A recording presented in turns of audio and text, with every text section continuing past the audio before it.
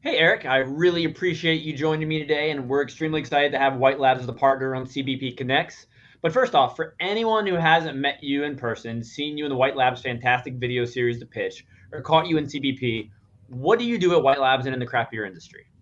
Well, thanks for having me, Andrew. It's good seeing you. It's been Definitely. too Too long, long. so I'm excited for February, and I'm excited for what seems like a really unique take on a workshop and event. So, as you said, my name is Erik Fowler. I'm the education manager at White Labs. I've been within beer for just about 10 years, beer and wine a couple years more than that.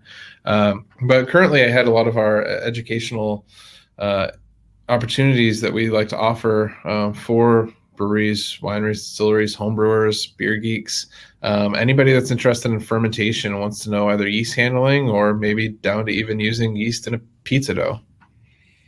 Now, White Labs is a fascinating company. You've been in the industry producing high quality yeast, and now, as you say, stand at the intersection of science, education, and craft. But in addition to supplying brewers, you also operate tap rooms. Why is this aspect an important part of White Labs?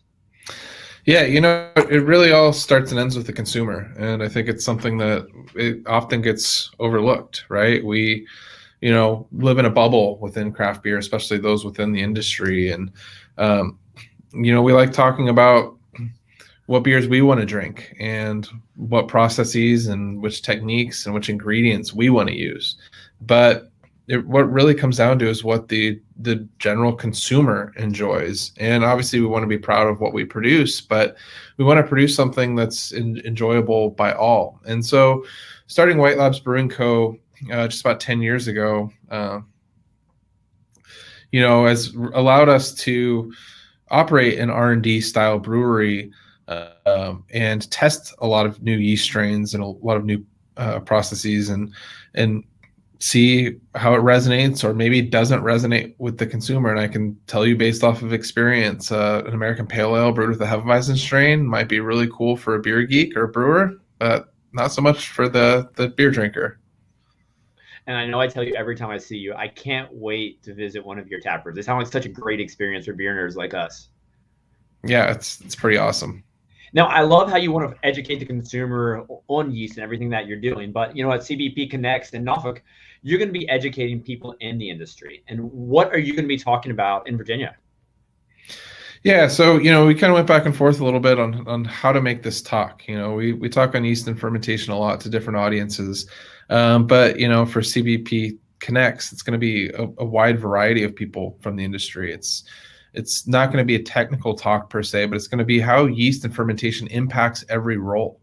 Right? We speak to brewers and lab staff quite a bit, and it's very literal on how yeast and fermentation impacts their role. But how does the beer server? How does the finance team? Right? How are they all impacted by bringing in an ingredient, by storing an ingredient, by serving something that's made with that ingredient? And then obviously how the brewer and lab staff can work with that ingredient to help ensure quality products. And I would imagine through White Labs Brewing Co., you've kind of used your own tap room as an R&D facility to how to educate everyone in the brewery on the value and information about yeast. Yeah, we've learned a lot, and like I said, it's been for better and worse. And I think being an education-based company and an innovation-based company, it's great to share that. Right? We've got skin in the game, just like all of our partners with the industry that are using our yeast do too, and we've learned a lot from it. So it's one thing to perform a benchtop trial; it's another to commit to brewing a large batch, storing that, selling it, serving it. Now, you and I met face to face for the first time right before the pandemic. So I'm super excited to have you take part in this event, hopefully in a better place and time in February of 2022. And you've done so many virtual things over the past couple of years. I think we're all got a little bit of fatigue from that. While it's great to connect with people and it's great to see you and catch up, there's something special about seeing someone in the same room as you. And why are you looking forward to another in-person event? I've started doing a little bit more in-person stuff over the last few months, and it's just the efficiency of having those conversations in person is just you get to the point a lot quicker, and you get to really see nuance when people are asking a question or telling a story. You don't feel like you're talking at somebody; you feel like you're talking with somebody. So I tend to find, I've been doing workshops like this for a long time now, and I tend to find that the conversations over a beer after the workshop tend to sometimes be more technical than, or more beneficial than sometimes the ones that happen during the panel itself. I 100% agree to that because they get to come learn from you in a room with a bunch of their peers. But then later that night, when we're all having beers together, they can come approach you and ask those follow up questions. And that's one thing I'm really looking forward to, just sharing beers with so many great people in our community.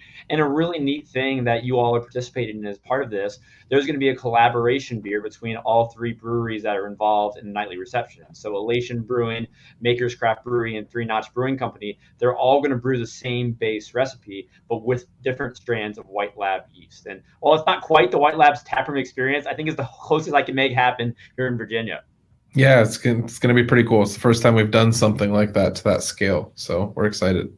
And I think it's going to be a great time. Well, Erik, I appreciate you taking the time today. I'm excited to see you in February in Virginia. Have a great day, and we'll see you soon. Likewise. Cheers.